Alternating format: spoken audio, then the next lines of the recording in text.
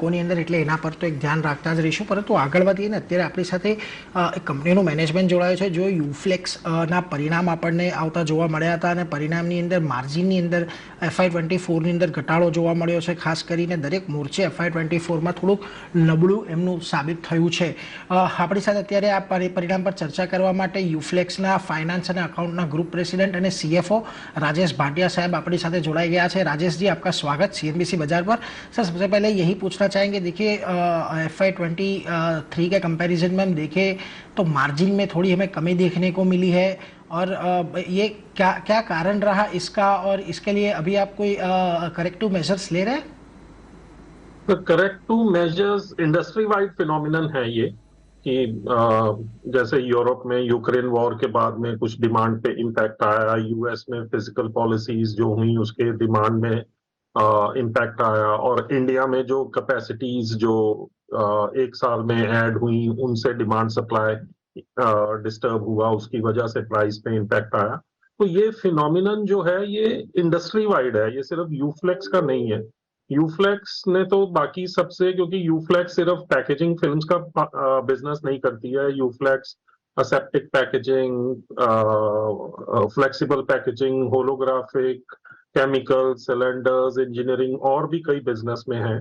तो यूफ्लेक्स एकमात्र ऐसी कंपनी है जो जो नेगेटिव मार्जिन आए, मार्जिन का इम्पैक्ट आया पैकेजिंग फिल्म्स इंडस्ट्री को, उसको जो दूसरे बिजनेसेस थे हमारे वो उन्होंने मैच किया. उन्होंने उतना ज्यादा कंट्रीब्यूट करके एटलीस्ट यूफ्लेक्स में हमारे को बहुत ज्यादा अंतर नहीं पड़ा. अगर हम सिर्फ कंपनीज जो पैकेजिंग फिल्म्स में हैं उनको देखें तो वो उनका काफी ज्यादा इम्पैक्ट हुआ है. हमारा तो मार्जिन अभी 13% है एबिटा मार्जिन, बट अगर हम सिर्फ पैकेजिंग वाली कंपनीज को देखें तो वो अभी 6 से 8% के बीच के एबिटा मार्जिन पे सब लोग काम कर रहे हैं. तो ये थोड़ा समय लगेगा. इसमें कुछ चीजें जैसे इस क्वार्टर में बेटर हुई हैं. अगर हम ये क्वार्टर देखें और इसके पहले का क्वार्टर देखें तो इन 2 क्वार्टर्स में इंप्रूवमेंट आई है एज कंपेयर टू पिछले साल का मार्च क्वार्टर या Q1, Q2 सबसे मिला के इन 2 क्वार्टर में काफी इंप्रूवमेंट हुआ है. इस क्वार्टर में हमारा पिछले क्वार्टर के मुकाबले में करीब 7% वॉल्यूम बढ़ा है और 7% एबिटा भी बढ़ा है. ऑपरेशनल एबिटा में बोलूंगा, क्योंकि कुछ करेंसी लॉसेस हैं जो एक ट्रांसलेशन की वजह से आते हैं, तो उनको अगर एक बार साइड पे रखें तो हमारा इस क्वार्टर में 7% प्रॉफिट भी बढ़ा है बेटा लेवल पे और 7% वॉल्यूम भी बढ़े हैं. तो हम जैसे FY25 में जा रहे हैं तो बड़े पॉजिटिव Q4 के बेसिस पे जा रहे हैं. और रिसेंटली अभी कुछ हफ्ता 10 दिन पहले पेट पैकेजिंग फिल्म्स के प्राइसेस करीब 9-10% बढ़े हैं. तो उससे आगे आने वाले समय में और जैसे वॉल्यूम ग्रोथ यूरोप में, अमेरिका में देख रहे हैं हम कि ये क्वार्टर और पिछला क्वार्टर के बेस पे आगे चलते हुए डिमांड आएगी, उससे वॉल्यूम्स बढ़ेंगे, उससे आपकी प्रॉफिटेबिलिटी 100% बेटर होगी. और जो हमारे दूसरे बिजनेसेस भी हैं वो भी बेटर ग्रो करेंगे, वो भी अच्छा करेंगे. तो यूफ्लेक्स 2025 फिजिकल ईयर में इस साल का जो हमारा एबिटा लेवल था वो करीब 1577 करोड़ था पूरे साल का. तो आई थिंक आगे आने वाले समय में हम लोग करीब 2000 करोड़ का टारगेट करके मिनिमम चलेंगे. और ये काफी पॉसिबल है कि आज की जो प्राइसेस हैं, आज का जो वॉल्यूम्स हैं और जो वॉल्यूम्स हम इस साल में देख पा रहे हैं, जैसे हमने कुछ प्रोजेक्ट्स जो कमीशन किए हैं, हमने CPP प्रोजेक्ट रशिया में कमीशन किया है, हमने PCR प्रोजेक्ट्स कमीशन किए हैं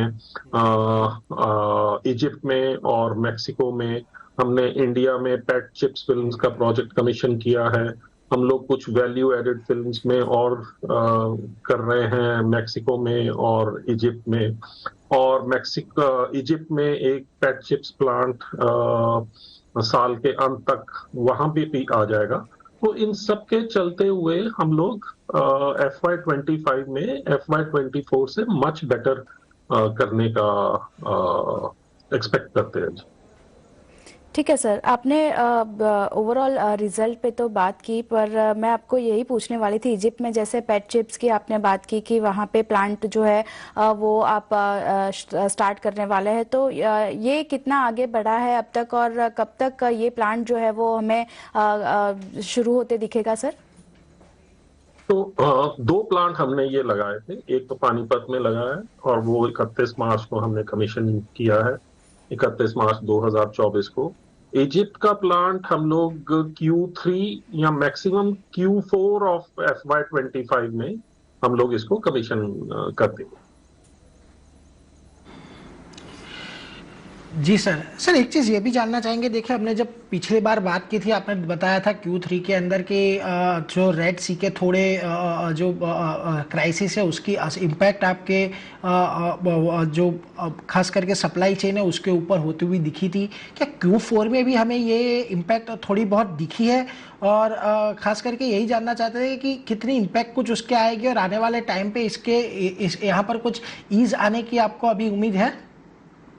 तो जो रेड सी क्राइसिस से यूफ्लेक्स जैसी कंपनी जिनकी मैन्युफैक्चरिंग प्लांट्स ओवरसीज में हैं, उनको बेनिफिट मिलता है और हमने देखा है Q4 में वो बेनिफिट थोड़ा मार्जिन्स में हमारे आया है, थोड़ा वॉल्यूम की वजह से और थोड़ा रेड सी क्राइसिस से जो फ्रेट रेट्स बढ़े हैं उससे जो उन कंट्रीज में इंपोर्ट हो रहे थे उनकी लैंडेड प्राइसेस बढ़ी हैं।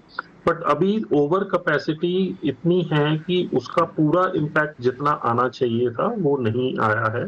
तो आगे चलते हुए अगर ये रेड सी क्राइसिस कंटिन्यू करता है, जो आज की स्थिति में देख के लगता है कि अभी ये कंटिन्यू करेगा, तो उससे मार्जिन जो लोकल मैन्युफैक्चरिंग है जिनका यूरोप में या अमेरिका में एंड ऑल दैट, अगर वहां से इंडिया से एक्सपोर्ट करने में फ्रेट रेट्स बढ़ेंगे, कंटेनर अवेलेबिलिटी कम होगी, तो उससे लोकल मैन्युफैक्चरिंग की मार्जिन्स बेटर होंगे। ठीक है सर। और अमेरिका के प्लांट की बात करें तो FY24 Q4 FY24 में इसका कितना यूटिलाइजेशन हुआ है, वॉल्यूम्स ग्रोथ कैसे आता हुआ दिखा है जो प्लांट है वहाँ से, और अमेरिका और मैक्सिको को लेके FY25 के लिए क्या आउटलुक रहेगा? तो FY24 में यूएस और मैक्सिको अगर हम देखें तो यूएस में तो काफी स्टेबल रहा है FY24। यूएस में तो ऑन ऑन ईयर बेसिस 1% था माइनस, बट मैक्सिको में करीब 17% ग्रोथ देखी है हमने वॉल्यूम्स में। तो मैक्सिको में हम एक्सपेक्ट कर रहे हैं और ये ग्रोथ पिछले 2 क्वार्टर्स में देखी गई है। तो अगर हम नेक्स्ट ईयर देखेंगे तो आई थिंक मैक्सिको प्लांट में जहां पे हमारी कैपेसिटी 60,000 टन है, हमने FY24 में वहां पे करीब 54,000 टन प्रोड्यूस किया है और हम ये एक्सपेक्ट कर रहे हैं कि FY25 में हम लोग वहां पे पूरा कैपेसिटी पे यूज कर पाएंगे, थोड़ा सा एक्स्ट्रा ही करेंगे। ये ऐसा हमने अभी प्लान बना के चल रहे हैं कि अमेरिका में हम लोग, इनफैक्ट अमेरिका मार्केट में हमारा मार्केट साइज इससे भी बड़ा है, तो हम लोग अपने दूसरे प्लांट से भी अमेरिका मार्केट्स को सप्लाई करते हैं। ठीक है sir. On that note Rajesh sir, शुक्रिया हमारे साथ जुड़ने के लिए, ये सारी डिटेल्स शेयर करने के लिए, और all the best for coming quarters sir. Thank you sir, thank you ma'am. તો આ હતા ખાસ યુફ્લેક્સના મેનેજમેન્ટ આપણી સાથે ચર્ચા કરી પરિણામ પર, અને સારા પરિણામ કહી શકાય આપણને આવતા દેખાયા છે, પણ સ્ટોકમાં એક નેગેટિવ રિએક્શન આજના દિવસે બનતું દેખાયું છે, ફોકસ રાખવાનું રહેશે। પણ તે સાથે જ સમય થયો છે એક વિરામ લેવાનો, વિરામ બાદ ચર્ચાને આગળ વધારીએ।